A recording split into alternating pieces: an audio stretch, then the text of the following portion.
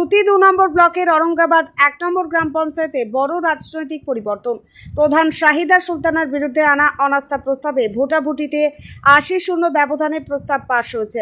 আজ অনুষ্ঠিত অনাস্থা ভোটে প্রধানের বিরুদ্ধে থাকা সদস্যরা অনাস্থার পক্ষে ভোট দেন। অনাস্থার পক্ষে পড়ে মোট ৮টি ভোট, বিপক্ষে পড়েনি একটি ভোটও। এর ফলে औरंगाबाद ১ নম্বর গ্রাম পঞ্চায়েতের প্রধান শাহিদা সুলতানা অপসারিত হলেন বলেই জানা যাচ্ছে।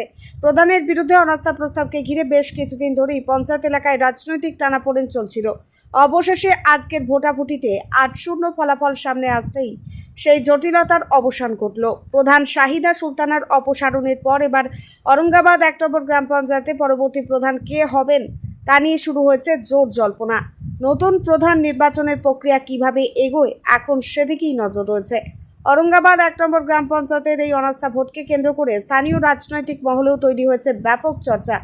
সুতি ২ নম্বর ব্লকের औरंगाबाद ১ নম্বর থেকে এই মুহূর্তের বড় খবর, প্রধান শাহিদা সুলতানার বিরুদ্ধে অনাস্থা প্রস্তাব ৮-০ ভোটে পাশ, অপসারিত হলেন প্রধান। আরও আপডেট পেতে চোখ রাখুন A1 নিউজ বাংলাতে। আমাদের টোটাল সদস্য ১২ জন ছিল, কিন্তু এখানে ১২ জনের মধ্যে ৮ জন উপস্থিত ছিলেন। কোন দলের পঞ্চায়েত ছিল এবং যারা আজকে ভোট দিলেন, অপসারণ করলেন, তারা কোন দলের?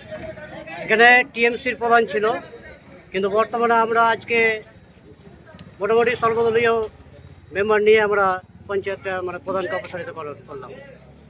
আচ্ছা, কোন কোন দলের ছিল আজকে? আজকে আমাদের ৪ জন টিএমসি, ২ জন কংগ্রেস, ১ জন নির্দল এবং ১ জন সিপিএম এর মেম্বার ছিল। তোমার নাম? আমার নাম মনোজ কুমার সাহা, আমি বাড়ির উপরে ১১৫ নম্বর বুথের মেম্বার।